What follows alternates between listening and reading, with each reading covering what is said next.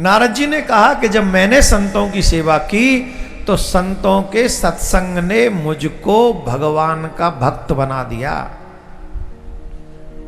और उसी भक्ति ने मुझे देवर्षि नारद बना दिया। हे व्यास जी, आप ऐसे ग्रंथ की रचना करो जिस ग्रंथ की रचना के बाद लोग भगवान के भक्त बने। तब श्रीमद् भागवत महापुराण की रचना हुई और उस भागवत महापुराण के कुछ श्लोकों को व्यास जी के शिष्यों ने गाय चराते समय वन में उच्चारण किया और उच्चारण किया तो वो क्या था? बरहा पीड़म नटवर बपु कर्णयो कर्णकारम विप्रदवासः कनपि कपिशम वैजयन्तीं च मालाम् रन्धान वेणुअधर सुधया पूरयन गोप वृन्दैः वृन्दारण्यं स्वपदरविणं प्रावसद गीत कीर्तिः। कन्हैया वृंदावन से गाय चराते हुए आ रहे हैं, ग्वाल बालों के बीच में हैं, मोर मुकुट धारण किए हुए हैं, अधरों पे मुरली है, श्याम सलोनी सावरी सूरत इतनी प्यारी है, कोई भी देखे वो मोहित हो जाए। कन्नेर के पुष्प उनके कानों में लगे हुए। अब सुखदेव जी ने जब इस श्लोक को सुना, बरहा पीड़म नटवर बपु, क्या कोई इतना सुंदर हो सकता है?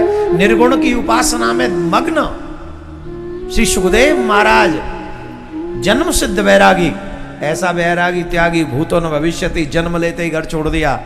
वैराग्य किसे कहते, त्याग किसे कहते? सुखदेव जी महाराज से सीखो। ऐसा त्याग किया, जन्म लेते ही घर छोड़ दिया।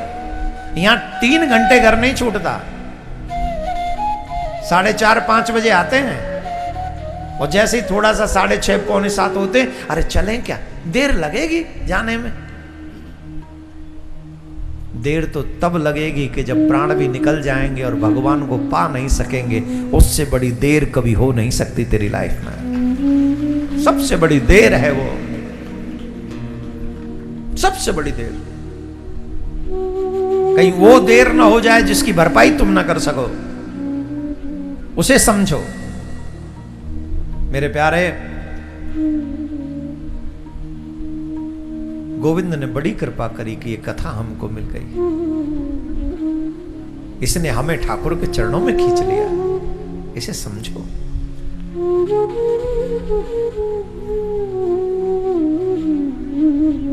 कितनी बड़ी कृपा। नारद जी कहते हैं, सुखदेव जी महाराज जो त्याग की मूर्ति थे, जब उन्होंने जो निर्गुण की उपासना में लगे थे, जब उन्होंने ये सुना बरहा पीड़म, कोई इतना सुंदर हो सकता है? कैसे हो सकता है? अरे चलो होगा भी तो। आज मन समाधि भंग हो गई इस श्लोक के साथ।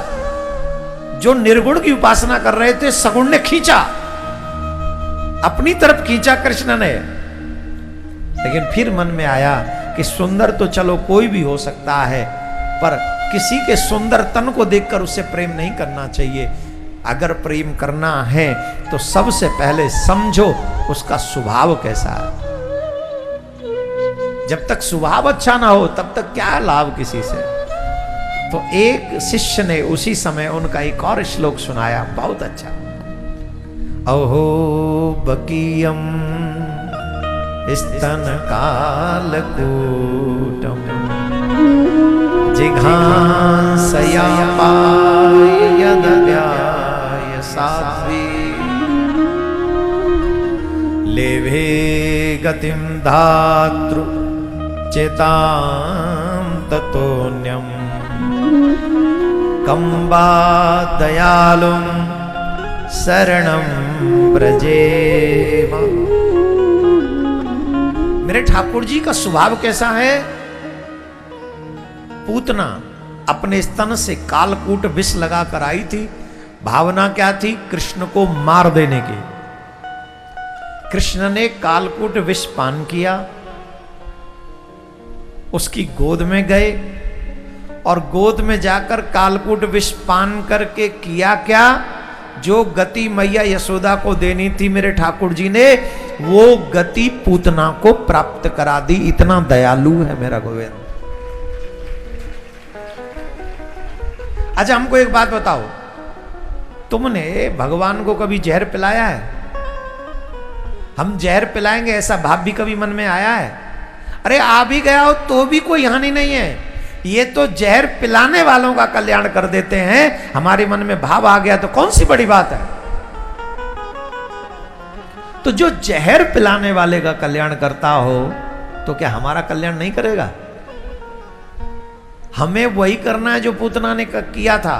पूतना ने क्या किया था? पूतना चलकर कृष्ण के पास गई थी।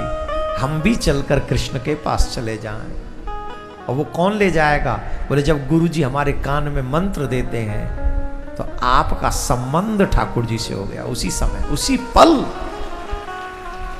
और जब शरणागति मिलती है तो भगवान कहते हैं मैं अपनी शरण में आए हुए मनुष्य का कभी त्याग नहीं करता, उसकी कभी दुर्गति नहीं होने देता, उसका कल्याण करने का कार्य सारा मेरा।